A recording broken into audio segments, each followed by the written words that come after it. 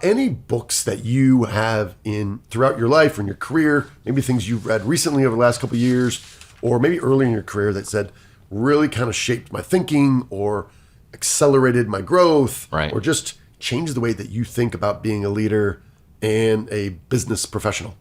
Yeah, so the biggest one to me is The Art of War by Sun Tzu. It is. Okay. So I took martial arts all grown up. I taught martial arts to 8, 9-year-olds, which is awesome. The best job I've ever had, right? Phenomenal. But you think about it, and as I've grown, I used to be, and for the folks that are listening to this podcast, they're probably laughing right now, I used to be slightly aggressive. And as Jim says, you were more aggressive than you are now. I'm like, yeah, I don't think we would have chatted.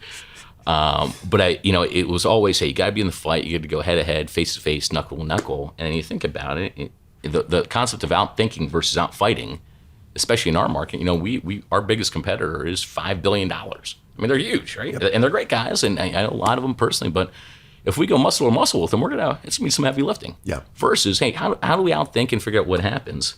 And then once you figure out what you want to do, then you attack with fire and you execute.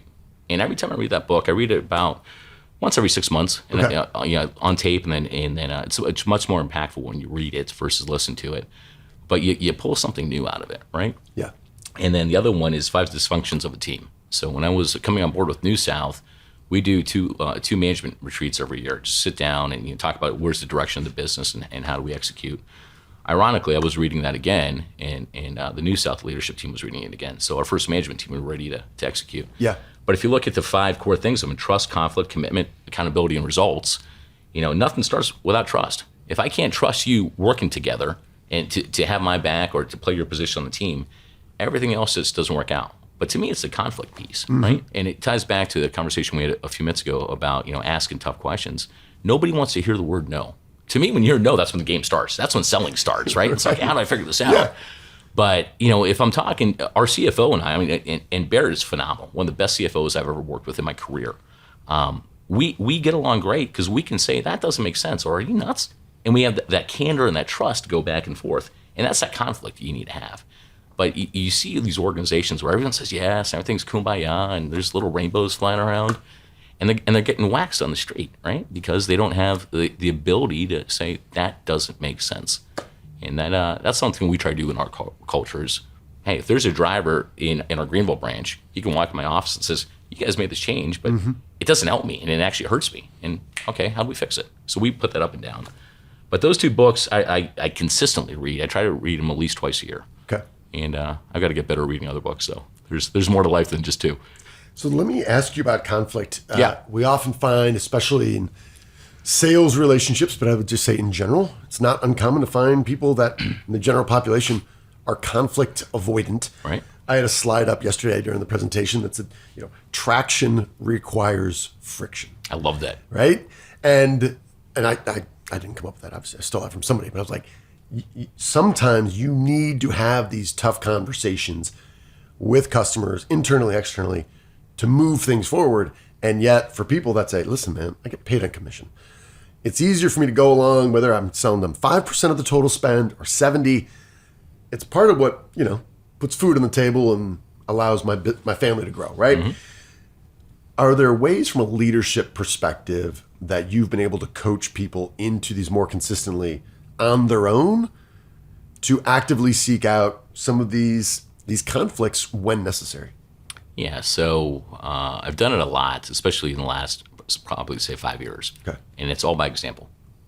So if you say somebody, you have a customer and you walk in and they can't do that, I'm like, why not? And if you don't give me a good reason, I'm going to ask the question. And so a phrase that I used at the Mid-Am business, which was just a wonderful business to be a part of prior to coming to New South, was data-driven. Okay. And those guys were nauseated over it, right?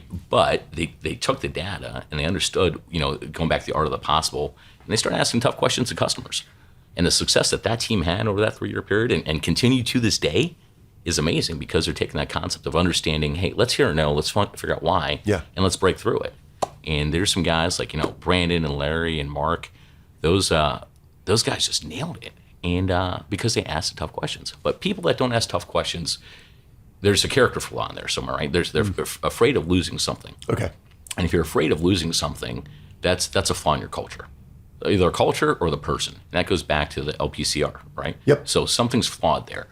But if you figure out why, what's their inhibitants, and then you help coach them through that, make them a better person. Yeah. It's going to help them in their professional life. It's going to help them in their personal life. It's going to help them with their kids. I mean, whatever. So. Yeah. Well, it has me thinking about yesterday on the panel after the sales training. We had Megan McCoy Jones, and we were talking more about this new product. A manufacturer comes to her, and she's encouraged manufacturers and distributors to say, "Will you be an advocate for me within your organization?" And you can see people just sit up in their chairs a little straighter, thinking that.